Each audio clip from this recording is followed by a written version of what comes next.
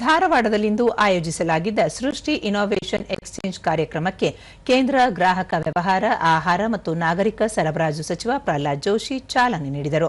ಈ ವೇಳೆ ಶಾಸಕರಾದ ಅರವಿಂದ ಬೆಲ್ಲದ್, ಅಖಿಲ ಭಾರತೀಯ ವಿದ್ಯಾರ್ಥಿ ಪರಿಷತ್ ರಾಷ್ಟ್ರೀಯ ಸಂಘಟನಾ ಕಾರ್ಯದರ್ಶಿ ಆಶೀಶ್ ಚೌಹಾಣ್, ಬೆಳಗಾವಿಯ ವಿಶ್ವೇಶ್ವರಯ್ಯ ತಾಂತ್ರಿಕ ವಿಶ್ವವಿದ್ಯಾಲಯದ ಉಪಕುಲಪತಿ ಡಾ ವಿದ್ಯಾಶಂಕರ್, ಧಾರವಾಡದ ಎಸ್ಡಿಎಂಇ ಸೊಸೈಟಿಯ ಕಾರ್ಯದರ್ಶಿ ಜೀವಂಧರ್ ಕುಮಾರ್ ಸೇರಿದಂತೆ ಹಲವರು ಉಪಸ್ಥಿತರಿದ್ದರು.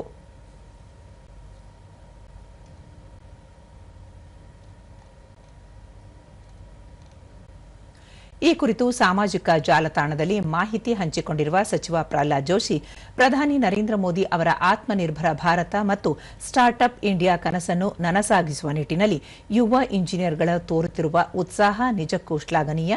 ಯುವ ಶಕ್ತಿಯ ನಾವೀನ್ಯತೆ ವಿಕಸಿತ ಭಾರತ ನಿರ್ಮಾಣದಲ್ಲಿ ಪ್ರಮುಖ ಪಾತ್ರ ವಹಿಸಲಿದೆ ಎಂದು ತಿಳಿಸಿದ್ದಾರೆ.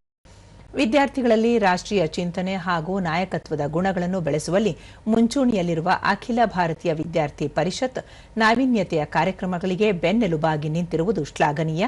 ತಾಂತ್ರಿಕ ಕೌಶಲ್ಯದ ಜೊತೆಗೆ ಸಾಮಾಜಿಕ ಬದ್ಧತೆಯನ್ನು ಬೆಳೆಸುವ ದಿಸೆಯಲ್ಲಿ ಯುವ ಜನರನ್ನು ಪ್ರೇರೇಪಿಸುವತ್ತ ದೇಶದ ಸರ್ವಾಂಗೀಣ ಅಭಿವೃದ್ಧಿಗೆ ಎಬಿವಿಪಿ ಮಹತ್ವದ ಕೊಡುಗೆ ನೀಡುತ್ತಿದೆ ಎಂದು ಹೇಳಿದ್ದಾರೆ.